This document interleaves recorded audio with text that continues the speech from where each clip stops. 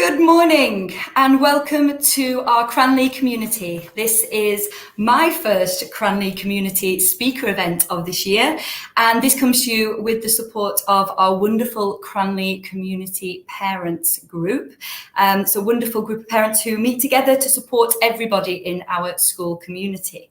I'd just like to say thank you to them for all of their hard work over the last few weeks in supporting our new families.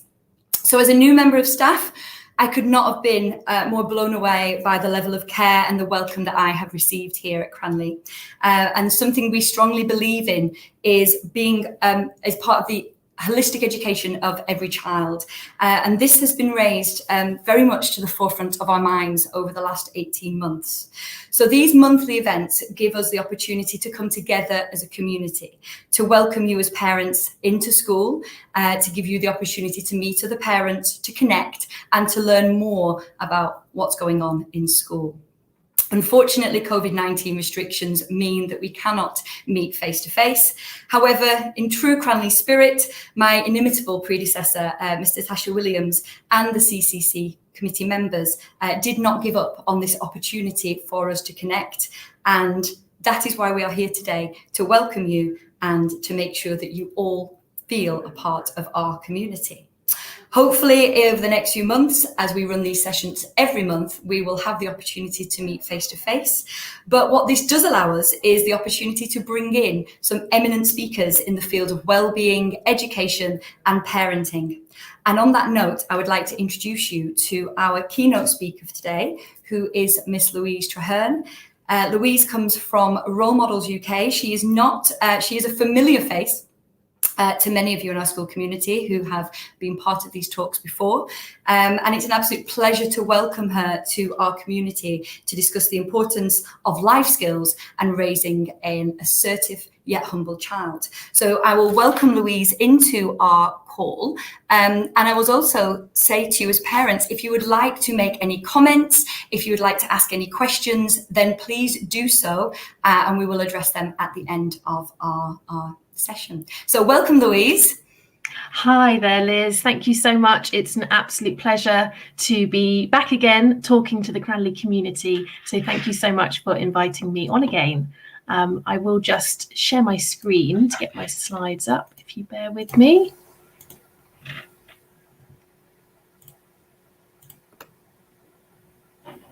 Great, fantastic. So a very warm welcome to you all. I am so happy to be back talking to you all this morning. And in the past, I've talked about perfectionism.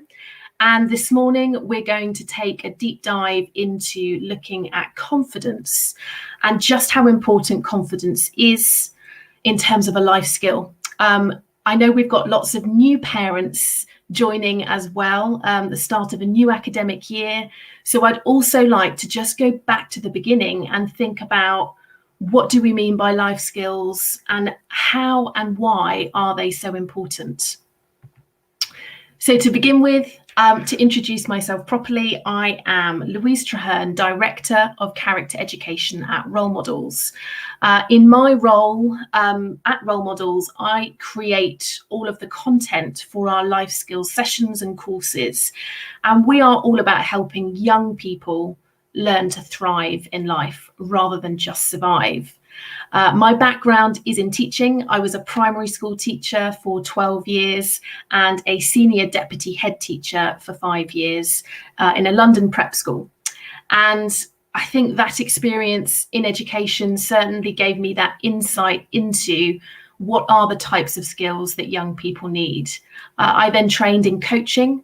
So I'm now a qualified coach and I coach one-to-one with parents, adults, teenagers and children.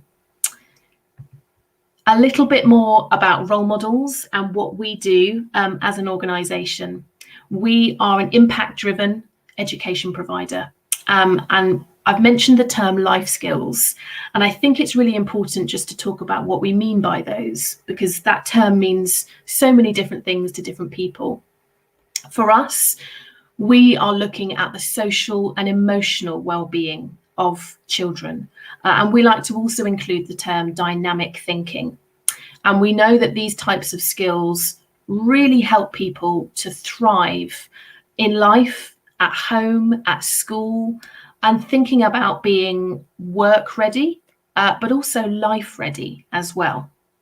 How do we do this? Well, we like to complement the more traditional academic side of education by delivering our life skills sessions. And we do that both online and offline face-to-face courses. We're working with children between the ages of 3 to 15 years old. And the types of skills that we focus on include leadership skills, confidence, resilience, creative problem solving, collaboration, and a growth mindset. And I'm going to go into more information about why we've focused on those particular skills and how they really make a difference. So just to begin with then, let's bring it back to why are we talking about confidence? Why are we talking about life skills? And how does that fit within the kind of academic context of school? Well, when it comes to the benefits, I'd like to talk about 3 particular ones. And if you've listened to the talk on perfectionism, these will sound familiar, but I think it's so important to bring this back to the front of our minds as educators, as parents. We know that life skills have a very big impact on mental health and well-being. Now, these aspects have always been important, but I think now more than ever, with the past 18 months that we've all experienced, our children's happiness, their sense of satisfaction, how grounded they feel, what kind of coping skills and strategies they have in place are important things to consider. I also think here we need to consider how they're developing healthy relationships. And a lot of what we're going to talk about today about being assertive comes into that. How do we develop good friendships, ones that we feel comfortable in? Do we also have a good relationship with self? Do we understand our own personalities and how to get the best from ourselves? Beyond that, there's also a hugely positive benefit to academic attainment. And I don't think we talk about this enough, that it's not life skills or academia. Actually, there's a relationship between the two there. So if we're raising children who are confident, who have resilience, who are ready to take risks, who can see mistakes not as the worst thing ever, who can learn from those knockbacks, then we are going to be putting them in the best possible place to reach their academic potential in the classroom.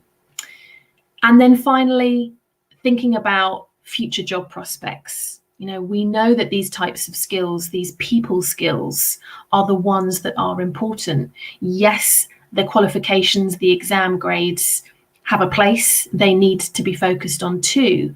But when it comes to preparing for the world of work, we need to be equipping our children with the types of skills that they can fall back on. And I'm going to go into a bit more detail about that now.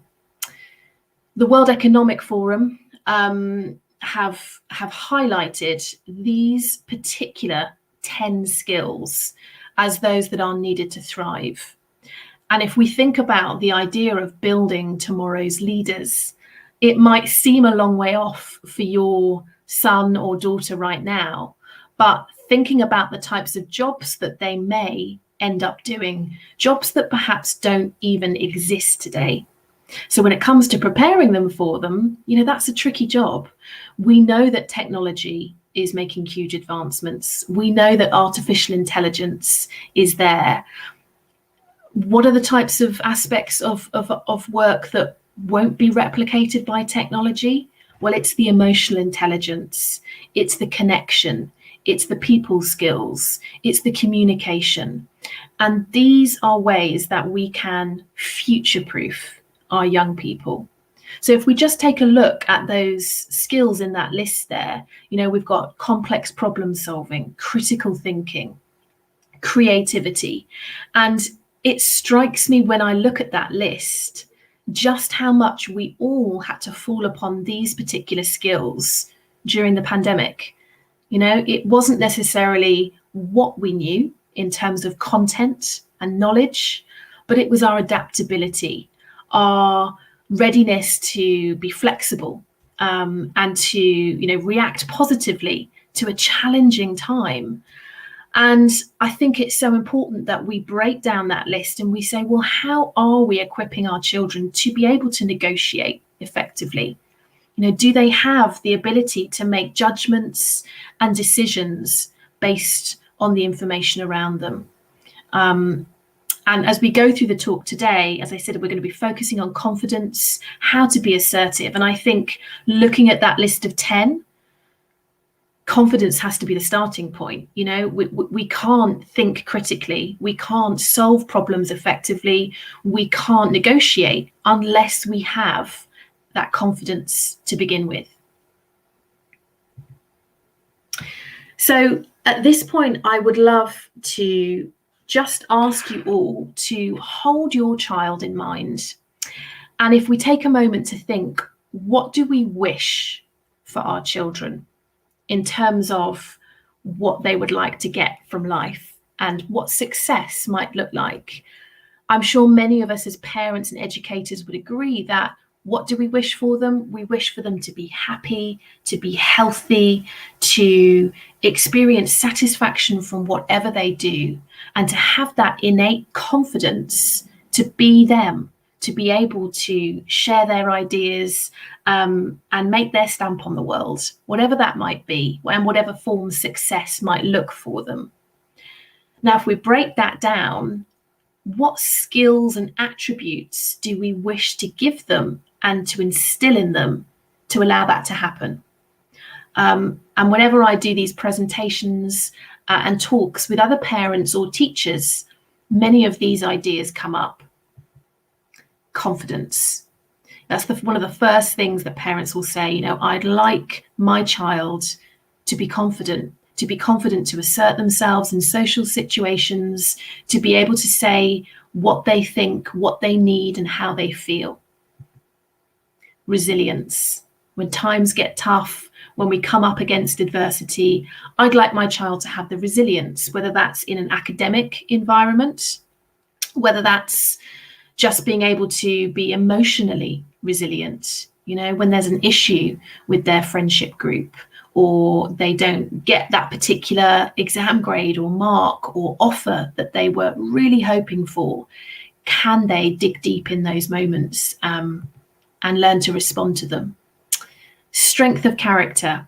Now, this one often comes up in the sense of, if my child's in a situation where someone is being mean, unkind, they're experiencing a tough time, do they have that strength of character to say, you know what, I know myself, I know what I'm good at, I know my strengths, and can that put me in more of a place to be ready to maybe shake that off?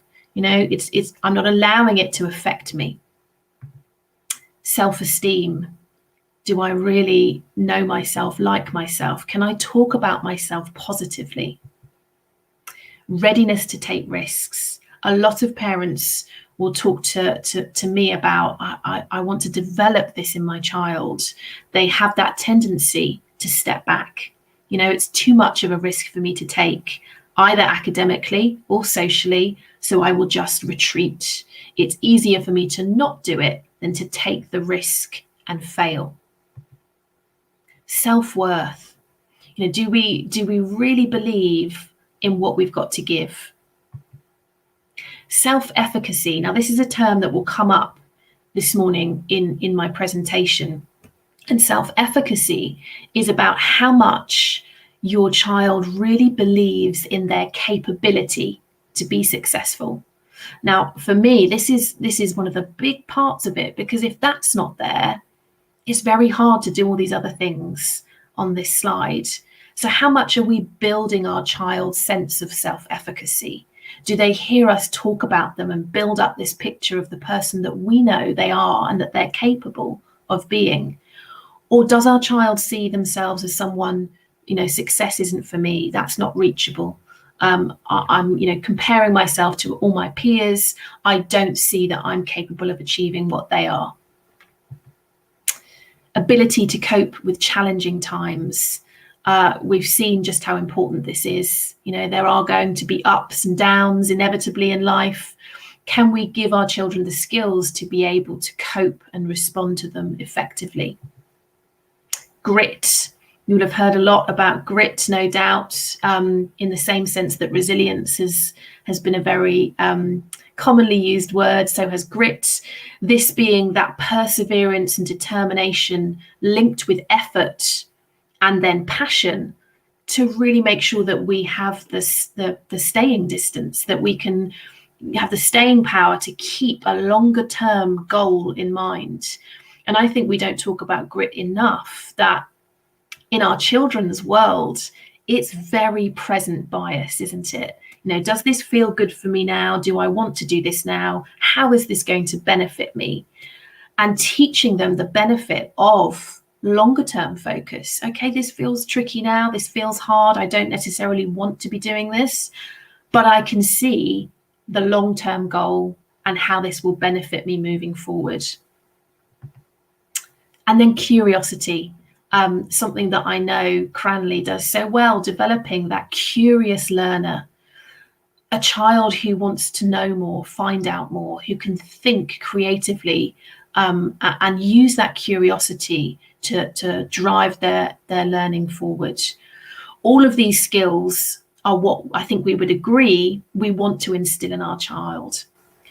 And I often use this picture here of a young child with a path ahead of them.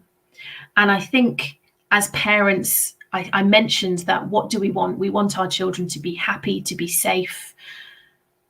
And wouldn't it be great if we could ensure that by smoothing out that path ahead of them, making sure that they never meet adversity or challenge or difficult times.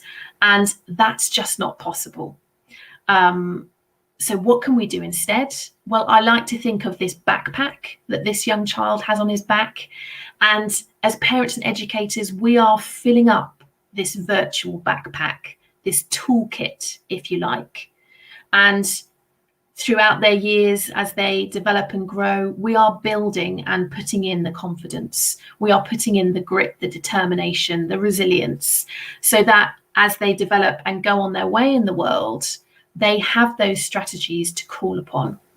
And I think bringing this back to confidence, this has got to be the starting point. All of those things will come, and we can do lots of different things to develop resilience, to move away from perfectionism and all those things. Confidence has got to be the starting point. So let's have a little look at what it is. When we talk about confidence, what do we mean by that? And with my coaching that I do, confidence is something that we focus on a lot, whether it's an adult and it's a life coaching session, or whether it's a 10-year-old. And for me, the biggest thing is breaking down that misconception. Confidence is not a personality trait. And this is the misconception that 10-year-olds have and adults have too. Okay, I like to tell them that confidence is a skill. Now, what do we know about skills? We can develop them. The more we learn about them, we practice them, we try different things. And that's no different with confidence. And if we actually talk and break down about what does confidence look like and feel like, well, it's a willingness to try. Often children will say to me, well, confidence is, being the loudest person in the room. Confidence is being really okay with yourself and having that loud voice and being the first one to put your hand up in the class. And we break that down and say, well, is that true in all situations? What else does confidence look like? Actually, confidence can be the movement from thought to action. Now, you might feel unsure about that movement. You might be quiet. You might be a little worried about what it is you're doing. But confidence is the action. And believing enough in yourself and your capability that you're willing to try. And when we break that down, children then see confidence as something that's accessible to them. rather than perhaps thinking, well, I'm not the loudest in my group of friends, or I'm more introverted. So, because I'm not so extroverted, confidence isn't for me. Now, when they hear this, it gives them that in, and it gives them that self-efficacy. Okay, I now can see myself as someone who can be confident. I'd like to just pick apart, what do we mean by confidence, and what are we striving for with our children? What kind of communication, and how can they be their most confident self? So why is assertive communication important? Well, we want our child to be able to express their ideas and opinions, whether they're in a classroom situation, the workplace in the future, or in their friendship group. We want them to be able to feel that their ideas matter, and they have the absolute place in that group to share them and to talk about them confidently. We don't want our child to be able to sit there and hold them in. Crucial, we also want our child to be able to disagree. And I meet so many children who say to me, I've had situations where I have disagreed with something and I don't know how to say it. How can I disagree and still be friends and a nice person? How do I actually disagree and not do it without sounding like I'm being confrontational, or that I don't want to fall out with my friend, but I disagree with what they've said? And even more importantly, the ability to say no. And just as equally, children will say to me, I ended up saying yes, when actually what I wanted to say was no. Again, there are huge links here to the work I'm doing with teenagers, adults, around boundaries. And I think we have a real opportunity and gift here, that if we can help young children learn to really listen in to what feels right here, what doesn't, what boundaries do I want to set? Do I want to say yes to that or no? And if it is that I want to say no, how do I do it? What language do I use? And ultimately, what we're doing here is we are helping them develop healthy relationships. So we've got 3 different types of communication. We have a style that can be quite passive. And passive would be those situations where perhaps our child sees something happening or is involved in a situation and remains passive. They don't say anything, they don't take action, they perhaps go against what they're wanting to do or think or feel in that situation. We have the other end of the spectrum, which could be aggressive communication. Okay, and here is where our child or someone in a situation may come in very strongly and say exactly what they think, feel, and need, but perhaps they're doing it in a rude way, a way that is having a negative impact on other people, and it's quite confrontational. And perhaps, as I'm mentioning these different areas within the sort of spectrum, you might be holding your child in mind and say, there's aspects of my child's communication at the moment that is quite passive, or that is quite aggressive. And I think the conversation today is about, how do we get that middle ground? How do we help our child move more into the assertive area? Okay, that's what we're aiming for. And if right now you recognize that your child needs to move more from passive into assertive, then we have some ideas to talk through. Or it may even be, as I've said, that you recognize that your child in certain situations is going in too strong. How do we just moderate that slightly and help them tweak their language, their body language, to be able to be more in tune with how that's connecting with other people? And I think assertive looks different in different situations, but this is where we would be able to say exactly what we need from a situation and want, but in a calm, controlled way.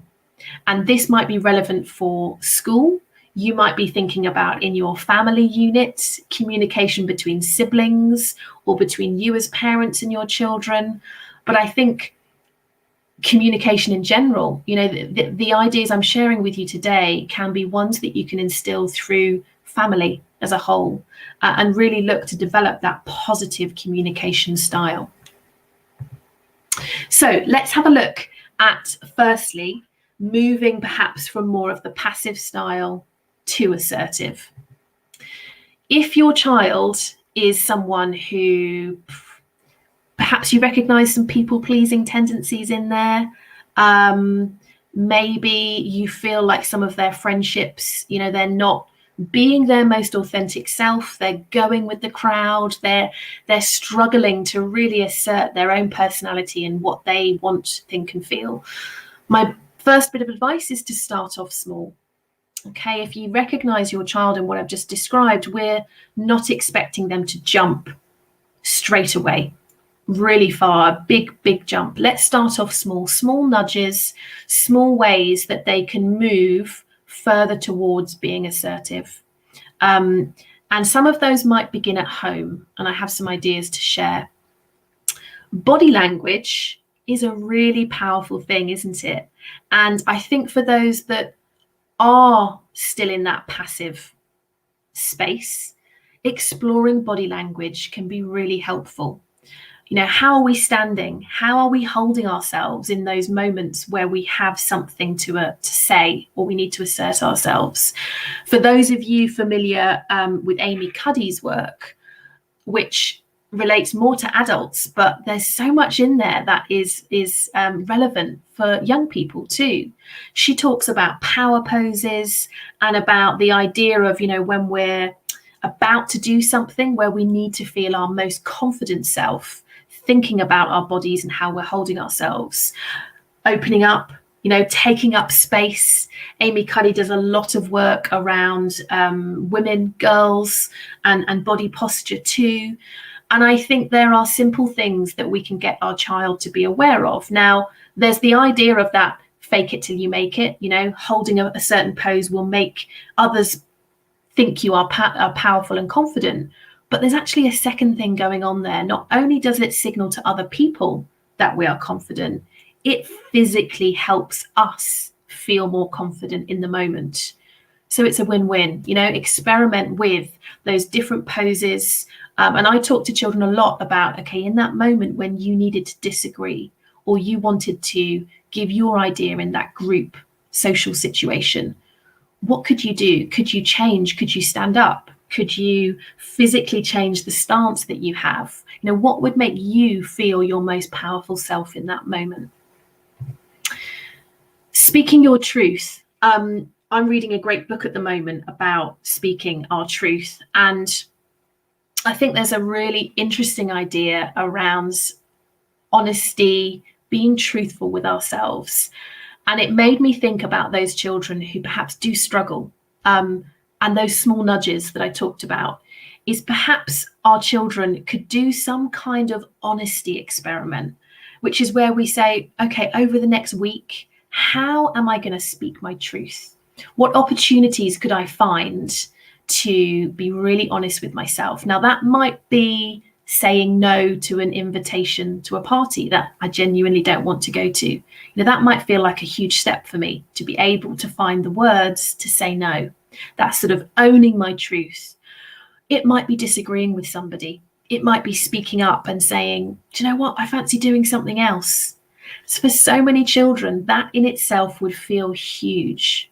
So perhaps we could speak to our children about, well, what opportunities have you got? Or when you do it, let's talk about how that felt for you. By the way, I think most adults could do this too. I after reading that book, I certainly thought, wow, yeah, what opportunities have I got coming up where I can just have an honesty experiment with myself and tap in to what do I truly want to do or think or feel in that moment. And my next point here, how do you feel, is a reminder to say to our child, when we hold our truth back, when we don't say what we really think, when we go along with what others want to do without feeling like we've had a say, how does that make us feel? We're sort of left with that feeling in our tummy, I wasn't really true to myself in that moment. And I think let's have these conversations, because they all feed into being self-aware, and be honest, and encourage your child to say, yeah, do you know what, I'm not really asserting myself in that moment. And then that will lead into a nice conversation for, well, how could you speak your truth? Let's think about, is there a moment coming up, a small way with your friends, where you can feel more truthful? And then practice saying no. If you recognize that your child struggles with this, I mentioned the safety of home. Well, let's practice there first. And it could be saying no with a sibling. It could be saying no to plans that you've made, but just experiment and give your child that safe space to actually practice the language. How will I say no? Does it feel authentic to me? And can I own that moment? It might even be much, much smaller than that. So I've put the word Thunks here. I'm sure many of you educators and parents will be familiar with the term thunk. This is a type of question that we can pose and ask that has no right or wrong answer. They're used a lot in education. I think we can use them within our families. So it might be, during your evening meal or a discussion, that you just pose a thunk. For example, what would one be? If we paint over a window, is it still a window? And we just throw the idea out there and we can bounce it around. What do you think? Do you agree with your brother? Do you disagree? Do you have a different opinion? What are your ideas?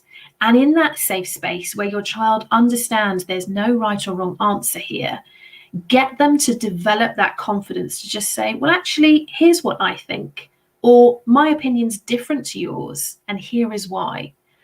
And all of that will just really create that grounding of, I have something to say. It's okay for me to have a different opinion, and also it's okay for me to say no. Linked to that, I would highly recommend all those different types of discussion cards that you can get, conversation starters. They do fantastic ones nowadays for families. Any moment that you think would be great, just pull a card out and just have that discussion. And I suppose it's a very, very informal way to get used to that idea of philosophy, debating. And I think those particular activities help young children so much, because it's that way to get used to, these are my thoughts, let me justify why, and let me do all of that and disagree with you if I want to, in a controlled, calm way that feels okay for me. And I think generally, let's just welcome disagreement and opinion. Now, you might be sat there thinking, gosh, do I want to be welcoming disagreement and opinion in my family with my children?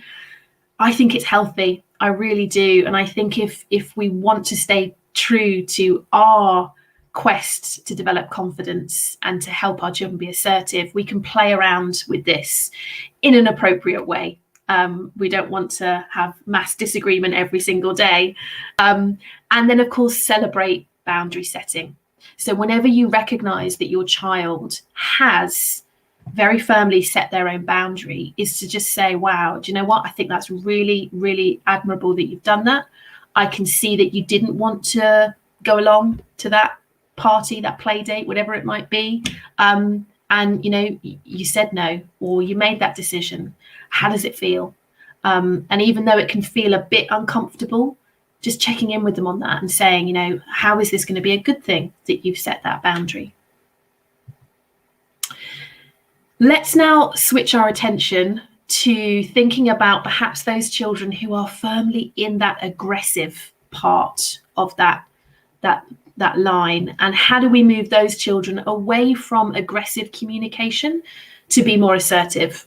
And maybe the term aggressive is not quite right. Maybe it's more that their confidence is bubbling over to be a little bit, overly confident. And maybe they just need to be more in tune with how their communication is landing in the room. So I will often talk to children about these examples and about how we move back from being quite confrontational.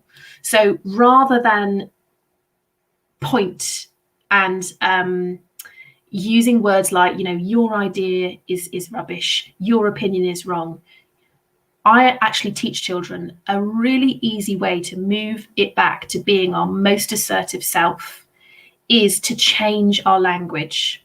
And I talk a lot about I statements. And I just really want to focus on this today because this can change so much for a child and us adults too.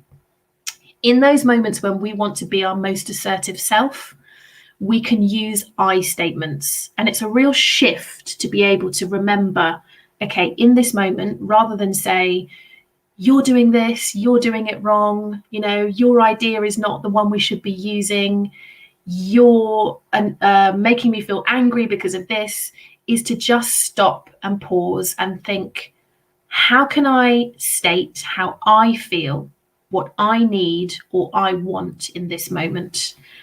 And just making that shift pulls you firmly back into being control, being calm, and telling the other person what you need. So using some of these statements, I have a different opinion. I think, I feel this. I see it differently. I hear your argument, but actually I have a different opinion. And this really works. If we imagine a situation at home between siblings and perhaps one child is saying, you always pick the program we've got to watch. You always make me watch your choice. I hate it. It can very quickly feel quite confrontational. You may even recognize some of this between your communication styles, with your partner, with other family members. And all we need to do is make that switch. Okay, so with the example in red here, it could be something much more like, what do I think or want or need in that moment? Okay, so I would really like to watch another program right now. I feel like we've watched yours a lot this week. I'd like to watch this one here. Now, straight away, that sounds very different, doesn't it? And I would really encourage you to introduce this with your child, but also within your family. Let's use those I statements. Let's really define, what do we need in the moment? What do I think? What do I feel? And move away from being accusatory and saying, you're doing this, it's your fault. It takes some practice, but it really makes a big difference. That would lead me on very nicely to what else can we do as parents and educators? And the biggest message from today is the power of modeling. We always know that children can't become what they can't see. And I think we have a real opportunity, if we want our children to be more in the assertive area of communication and positive communication style, we need to be modeling it ourselves. So really having a think about, are they seeing confident, assertive communication around them? Are we doing this within our family style, or are they actually picking up on other habits? And can we check in with our own communication styles? The title of the talk was how to raise an assertive yet humble child. And I think what we would all agree on here is, we definitely need that balance, don't we? We want our child to be their most confident self, but we also want that to be measured with humility and empathy. And that can feel a real challenge to do, because we want to build it up, build it up, build it up. How do we keep it measured? And for me, I think, yes, there's all those elements of modesty. Can our child be reflective? Can they be vulnerable? And I think vulnerability, again, is not talked about enough. Do they have that emotional intelligence to be able to recognize their strengths, yet be ready to share and be vulnerable about their areas for development as well? And vulnerability is often how we drive connection. So thinking about those moments, whether they're being a leader, whether they're with their friendship group, but how are they coming across? And this self-reflective nature that we're after, for me, has a big link to growth mindset. So I know you'll know a lot about growth mindset, but a fixed mindset is when we think our ability and our intelligence is very fixed and determined at birth. There's very little we can do to change it. And I think if we're after a confident yet humble child, they need to be putting, excuse me, their growth mindset into practice. So do they still see that they have opportunity to grow and to develop? Can they see that, yes, they might be successful, they might be winning prizes, but actually that doesn't mean they're the finished article? And how do they respond to feedback? Because feedback is a gift, and I think some children struggle to really take feedback in a positive way. If we're looking for that confident yet humble child, they ideally would be able to celebrate their strengths, but also firmly see, okay, I still got other areas I can develop further, and I'm ready to accept feedback. I can see that feedback is there to help me get better. And listening skills. When we talk about communication, children will often say, I'm a great communicator. I can talk to other people. I can share my ideas. And perhaps we're forgetting about the importance of the listening side. So think about developing listening skills with your child, because listening is what also drives empathy. And I think being reflective and thinking about our own strengths and areas for development does require listening. So, and listening not just to hear, but active listening, properly listening to those in our friendship groups, those that we're working with, listening to their ideas and their feedback too. And two words that will often come up with the young people that I work with: authenticity and integrity. How do we be our most confident self, particularly when we might be using strategies and tips like body language, thinking about the words we're using and power poses and all of these things? How do we make it feel authentic? And how do we show integrity and be true to ourselves? Now, I think this is done through, again, reflective conversation. You know, how did that feel in that moment for you? How do you think it felt for other people?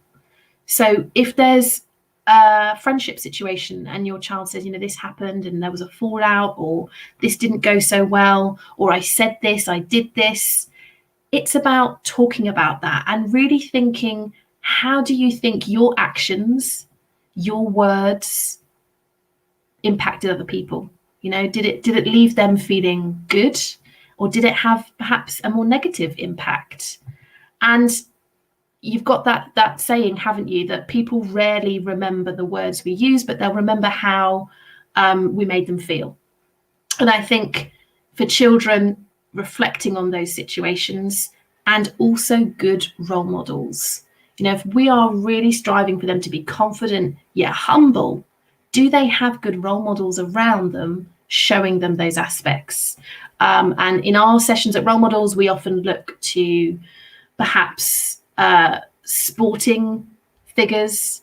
We look at, sporting teams, other inspirational role models who can really provide that role model that can just say, okay, so how do they behave? How are they sitting with success?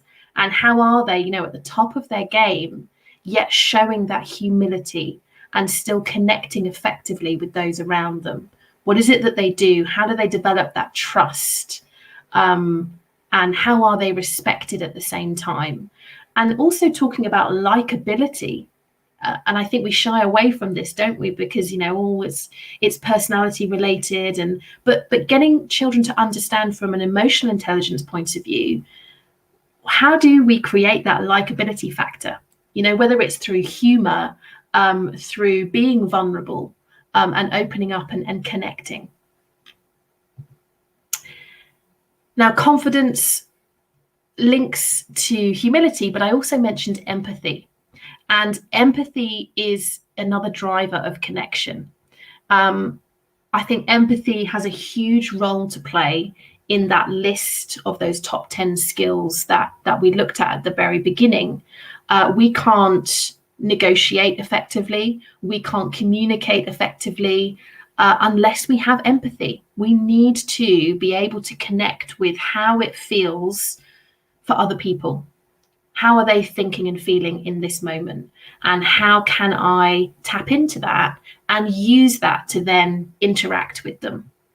Now, I've included a link here, which I won't play the video for you, but if you're interested in knowing more about empathy, Brené Brown does some fantastic work on vulnerability.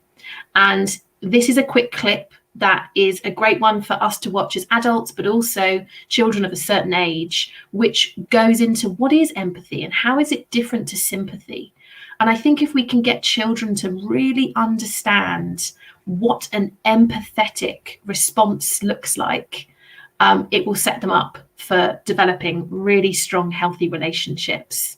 So if you do have any spare time, do take a look at this link, which we'll send round. And how does empathy fit in with everything? Well, whether it's as a leader, if your child ever gets given a kind of official title or responsibility role, we have to be falling on our empathy skills. Friendships, siblings. Confidence on its own means very little. It only becomes a powerful thing when we team it with empathy and humility. How do we help our child develop empathy? Any type of activity that encourages them to take someone else's perspective and understand it. So books, movies, games, board games, even chess, all of those things, you need to talk about the characters. You need to understand them. You need to think about how it seemed from that person's perspective compared to somebody else's. So any opportunity you can find. My other suggestion is if we want our children to develop empathy, we need to increase their interaction time. This talk isn't about screen time. I know screen time has its place, but I suppose I wanted to highlight that the more time our child is spending on screens, particularly, solitary, focusing on a screen and very little interaction, the less time they've got to practice these things and to work on driving their connection and empathetic responses. I'm going to mention modeling again. Within our families, if we want our child to be that empathetic person, let's show that response, let's model it. And I don't think we do this enough. We're not as open as we could be with it. So let's do our thinking out loud. If it's something to do with one of our friends or a situation at work, let's say that. Let's say, I'm not sure how that person's feeling. I noticed that they were a bit down today. I'm going to pick up the phone. I'm going to give them a call. Children, as we all know, pick up and listen in, and they will be looking and learning from our own empathetic responses. Another quick idea, so often as parents we'll fall into the how was school today? What did you do at school today? And I think we have a real opportunity to mix up that question. So not what did you do at school, but what did you do today that you feel good about? What did you do today that impacted somebody else? How did you connect with someone at school today? Just try a different type of question. And I think you'll be surprised about how that opens up the dialogue a lot more effectively rather than just how was school. But it also encourages your child to focus on a completely different aspect. Not just what did you learn, but what about your interactions, your relationships? How did it feel for you? How did it feel for other people? And then any opportunity that you can find within your family for discussion, as we said, debating, understanding others. I think to encourage your child to go, okay, that's how you feel about this. How would somebody else feel who disagreed with you? Can you begin to put yourself into their position? What might their argument be? And how might they feel about this situation? I'd love to also just recommend some books this morning to you. If you have listened to the information and you feel, gosh, I'd really like to continue thinking about how to support my child with their confidence, with their empathy, some books to share here. The first one, You Are Awesome by Matthew Said, is a book that I regularly recommend. That one is more about growth mindset and resilience, recommended for sort of 9 upwards. Confidence Code for girls, specifically from a certain age. If you are a parent of a young girl who you feel, I really want to develop their assertiveness, their confidence, their self-belief, that would be one to check out. Big Ideas for Curious Minds is a firm favourite of mine. This one is written by the School of Life, and it explores some fascinating topics, and it helps your child from a philosophy point of view begin to understand, why do people behave the way that they do? When someone's being mean and unkind, what's going on for them in that moment? And it really takes that empathetic insight into understanding human interaction. Unselfie, a yellow one there, is more of a book for us as adults, parents, educators, why empathetic children succeed more in life, and how we can go about developing their empathy. And then the last one there is a book more for your child, some practical ideas about how to really be your most confident self and develop that positive self-esteem and self-image. So I hope some of those are helpful. It's been yet again a real pleasure chatting to you this morning, and I know we're going to go back just to see if we've got any questions. If you do have any questions and you need to get in touch with role models, we've got some information on the screen here for you, and I hope some of those tips and ideas have been helpful. And I will just now hand back over to Liz to see if we have any questions. Hi, thank you so much. That was fantastic and really, really thought-provoking as an educator, but also as a parent myself. We have got questions. The first question is, Louise, please can you share your presentation with our parents? I think there's a lot of people would like to look at some of the links and look, in further detail at some of the resources. Would that be possible? Yes, absolutely, Liz. I shall send it to you so that you can share with the community as a PDF with all the slides and the video links. That's no problem.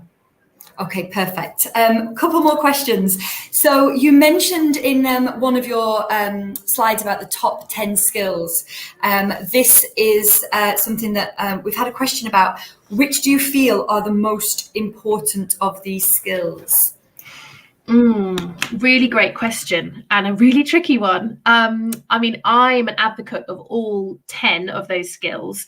I think I'd say 2 things. I'd say what I mentioned before about confidence. Confidence isn't on that list, but I truly believe that if you are going to be able to negotiate, to be able to talk effectively, to be able to make judgments, you have to have a confident sense of self, right? You can't do any of those 10 without that. So I think that would be my first response. And then I'm going to come back to the emotional intelligence. I think when it comes to any type of human interaction, or even just putting critical thinking skills into practice, or negotiating and making judgments, that's got to sit around the emotional intelligence to be able to think, right, how is this going to impact other people? Do I understand how others are feeling in this moment? How does that relate to me and myself? So I think my answer, Liz, would be confidence, followed by the emotional intelligence. Perfect. A question from a parent. It's sometimes difficult for our children to communicate with teachers, to be confident enough to do that. How would you recommend that they go about doing this? Is there any top tips or skills that you could mention there? Another great question. I assume this parent means sort of communicating about the sort of emotional side, and what might be going on for them, and confidence and all of that. I think the beginning of the new academic year is the perfect time, and I know teachers will be working hard on setting up that rapport, establishing those relationships, and I think finding a way that feels comfortable. So if your child at the moment finds it difficult to just go up and have a conversation, is finding alternative ways, right? So whether that's a note to the teacher saying, can we have a chat? Whether that's communication with the school indicating that a discussion would be really helpful to do. But finding the avenue that works for them, and the way that works for them too. It's not always going to be right for every child to do it in the classroom during a lesson. So do they need to find a separate time? But yeah, I think whether it's a written note or something else, finding different ways. But I know that teachers will be doing, I'm sure Liz would agree with me here, like lots of things right now to kind of set up those communication channels and establish that rapport.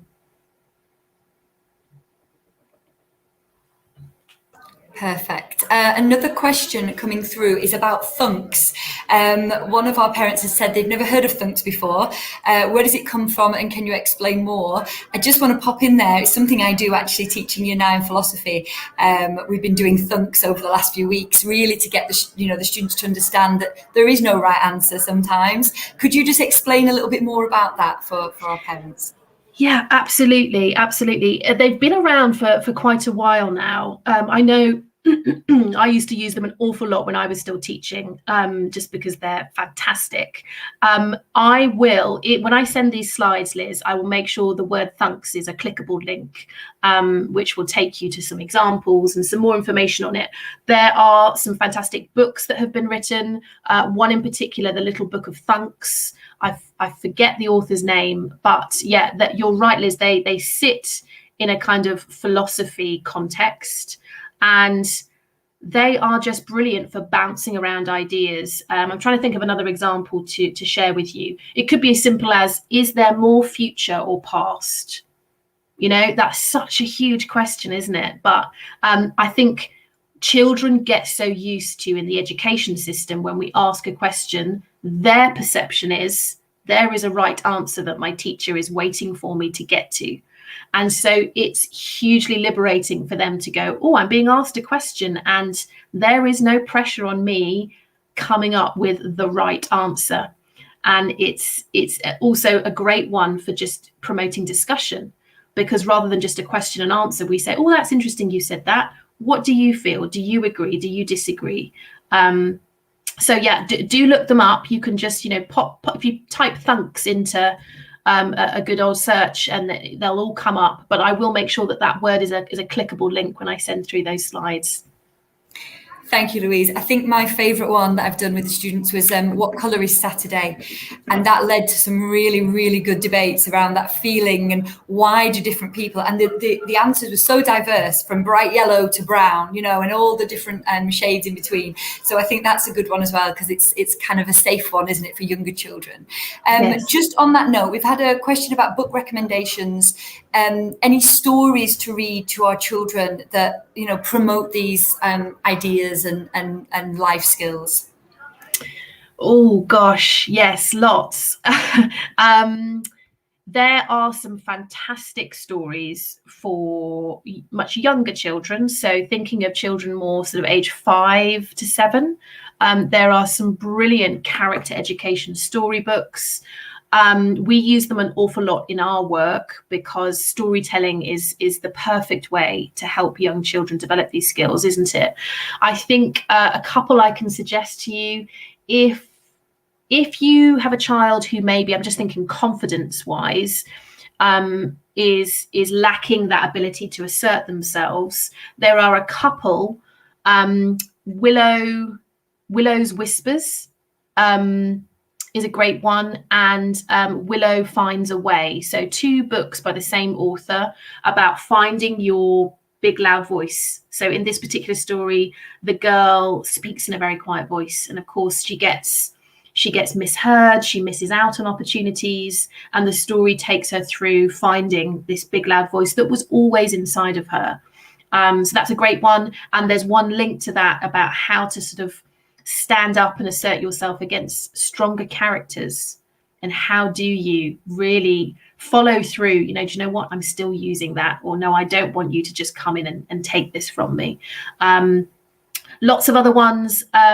Tom Percival is a fantastic author. If you're looking at emotional literacy, he's written some brilliant books on anger, on making friends, on dealing with worries. So that's Tom Percival. He's written one called Ruby's Worry, Ravi's Raw, Misha Makes Friends. They're lovely books, really lovely illustrations as well. Perfect. And a question from a parent as well. While it's really important that parents are role models and on the front lines, how do we also make sure that our educators in schools are aligned to this vision? Well, I hope by doing talks like this, I know that this is shared not just with parents in the community, but also many of the staff at Cranleigh will watch it too. So I think it's about having that dialogue and sort of regularly bringing it back and having the luxury to sort of say, yes, it is about the academics. We know the system we're in. We need to get the academics focused on, but let's all remind ourselves of how important the life skills, the character attributes and the confidence all are as well. And I know, having worked so closely with Cranleigh over the past academic year and talking lots with Liz, that this is firmly at the forefront of the educators' minds as well. And I think there's lots of things going on behind the scenes as well in terms of the educators, whether that's training for staff, CPD sessions as well, that they get this same message too. So I think keeping dialogue open between parents and teachers is really important. And I think that's the connector, isn't it? We're seeing the children in school, and then the parents are seeing them at home. If you do have any concerns, any worries, or if you're working on something in particular at home, is share that with your child's class teacher, because it really is that partnership, which only works if there is that communication between the two. Yeah, I totally agree. And it is something that we are working very much on at the moment.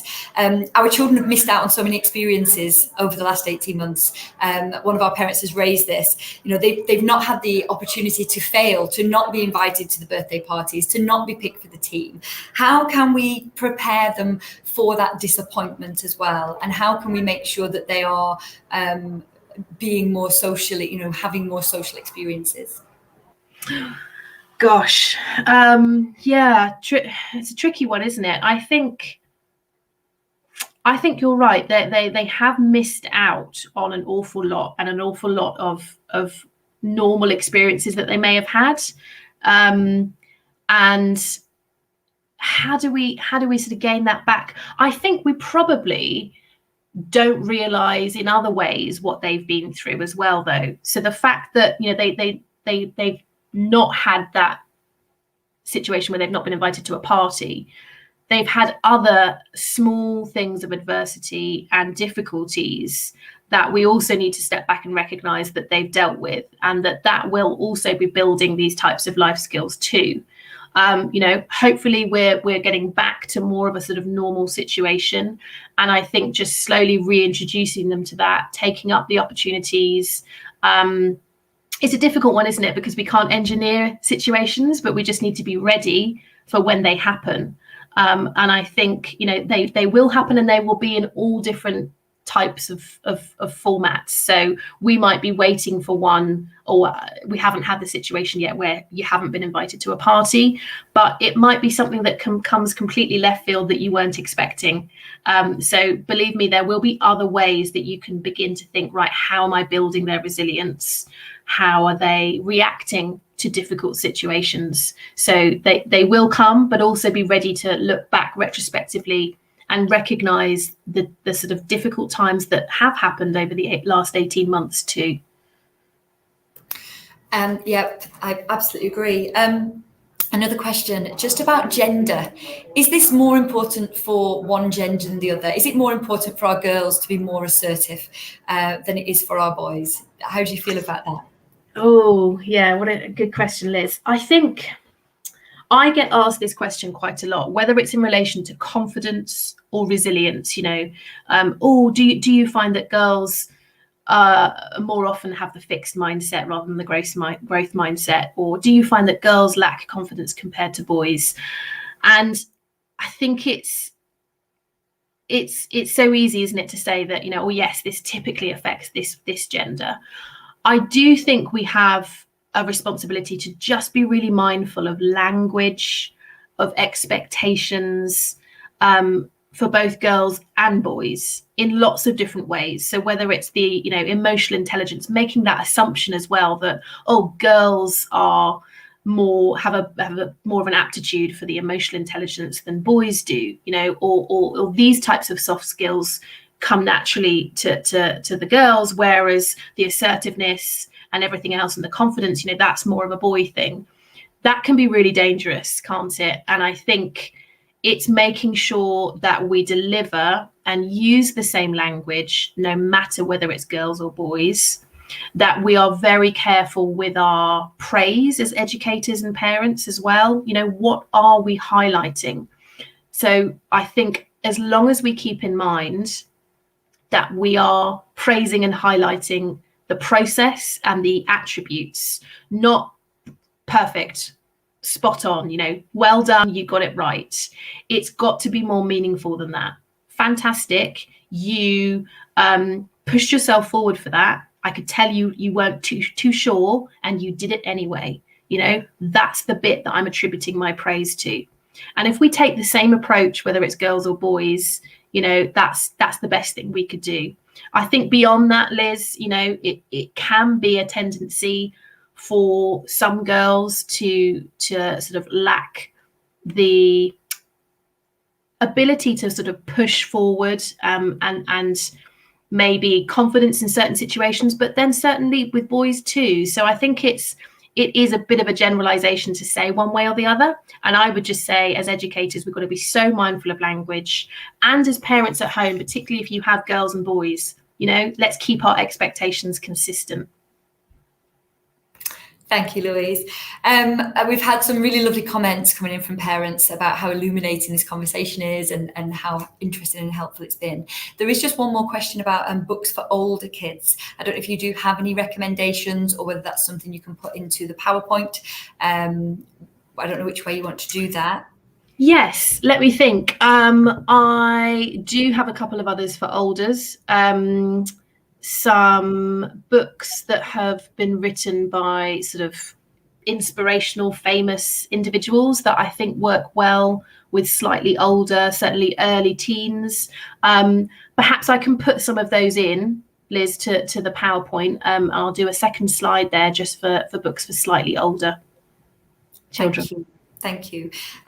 Well, Louise, I didn't expect to be as engaged and as emotional actually listening to your talk. I think the bit where you talked about holding our children in our minds, I know for me, definitely as a parent, that really resonated. And as I've said, the last 18 months have been so tough for us all. So it's been really, really good to listen to all of your amazing tips and advice on how we can all work together as a community to support our children. And I think that it is really important. To everybody out there listening, I don't know whether you're still listening live or whether you're listening to this at the weekend, enjoying your cup of tea or coffee, but thank you so much for taking the time to join us today. We will be having another talk on the 6th of October. And we'll be looking at children's mental health in line with World Mental Health Day, which takes place on the 10th of October. So I would like to invite you all to that. If you do have any particular questions that you would like us to address then, please do just drop me an email at school, and we will make sure that myself and Ms. Tori, our new school counsellor, take the chance to prepare for those and address them. I would like to say again, thank you to you, Louise. I'm sure that that analogy of the backpack is going to stay with me forever, I think, of just trying to build our children's strengths for the future. Again, to our parents out there, we do have an amazing support system in school.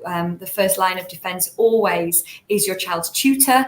Then they have heads of year and housemasters. But if there is anything that I can do in my role to help you to support your child, then please do not hesitate to reach out to me today.